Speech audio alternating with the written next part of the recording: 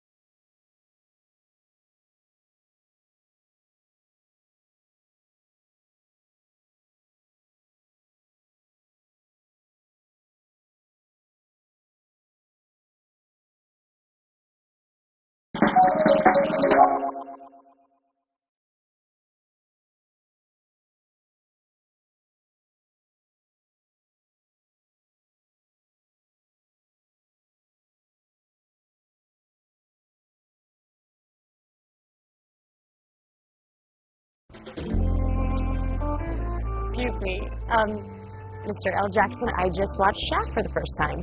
Oh, very cool. And you know that part where you say, it's my duty to please that booty? Indeed I do, yes. Well, my daughter said it to her principal, and now she's suspended from school, and it's all your fault. Oh, I was just acting in a movie. You, Samuel L. Jackson.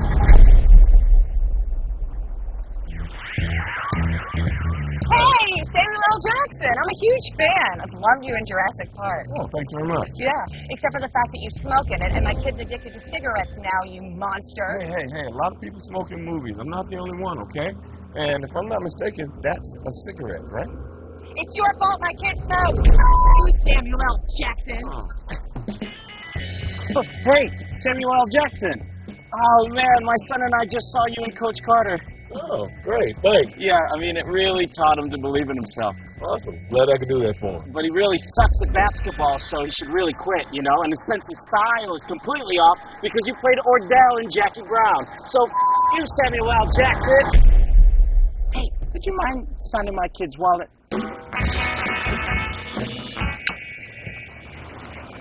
$2. Oh, hey! Samuel L. Jackson! Please, don't start telling me about how my movies have screwed up your kids, okay? No, actually, I was going to say you were great and unbreakable. Okay, my man. Thank you. Too bad my kid's a supervillain that commits heinous crimes for his own sick amusements. My son was attacked by a shark because he saw you in Deep Blue Sea. How's that even my fault? My son is a 22-year-old overweight nerd living in my basement because you decided to do Star Wars. Yeah. And my son has a severe peanut allergy because of you. My nickname's Gator and I smoke crack. Because of jungle fever? No, I never saw it. I just like crack. What? There he is. Hey, you stalking me? I have a son who's in prison because you were in Shawshank Redemption. That wasn't even me. That was Morgan Freeman. Well, you anyway. I got a kid who's an insomniac because you never sleep in your movies. My 3-year-old saw you in Django Unchained. Now she can't stop saying the N-word. You let your kid watch Django? Okay, everybody, listen. I know I play some bad dudes in movies, okay? But if my picture's on the poster, maybe your kid shouldn't watch it. Don't you people read the descriptions of these movies before you show them to your kids, huh? Look at the ratings. That's your responsibility, not mine. Thank you very much. Get some help for that crack problem, man. Oh, yeah. See? I can be a motherfucking role model. To find ratings and recommendations of age-appropriate movies, even Samuel L. Jackson movies, go to commonsense.org.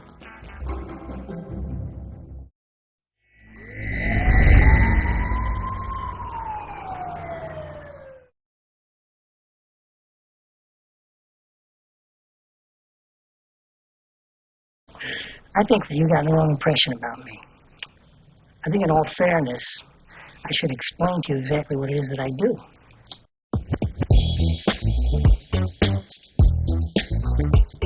It's a bitch you gotta get you. It's a bitch you gotta get you. It's a bitch you gotta get you. Hey, with the stash, treat all the girls like trash. You'll catch a blast if you move too fast. I'll talk to class, you don't have to ask. Getting everything by flash and cash. Fighting and stealing, don't kill without feeling. So I went in casinos before they start dealing. All about respect and intellect.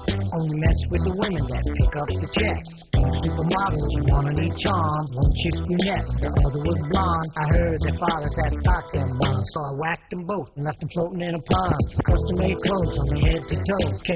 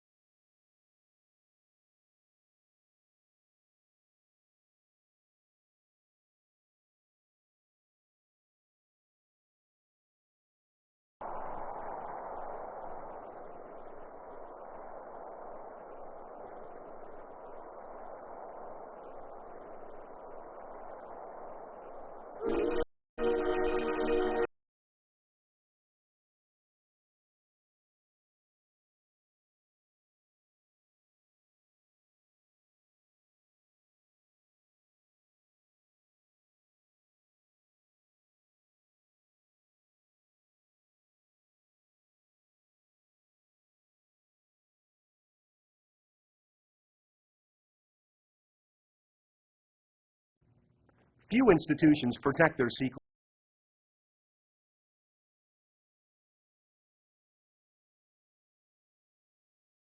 He was a guy who was a jewel thief, and he was a guy who was... I drove a fancy car. I mean, I had the 3-carat diamond pinky. I had the cross.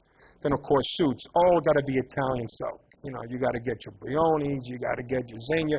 Lucky guy my size. There's not too many Zegnas or Briones in my size. So it's this package that you want to create. You don't play the role of this big money launderer and then you show up in a Yugo. Garcia was the complete package. 20 years experience as an FBI agent combined with a style and charm that mobsters could not resist. I was this big guy who everybody wanted to be around. Person by always being nice. Hey, you're looking great today. Where'd you get those nice threads, man? Look at you.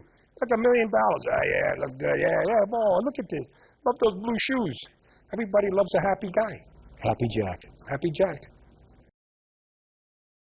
New York FBI agent Nat Parisi handpicked Garcia for the job, becoming his handler in the case, his sole lifeline to the outside world during the 2.5-year investigation.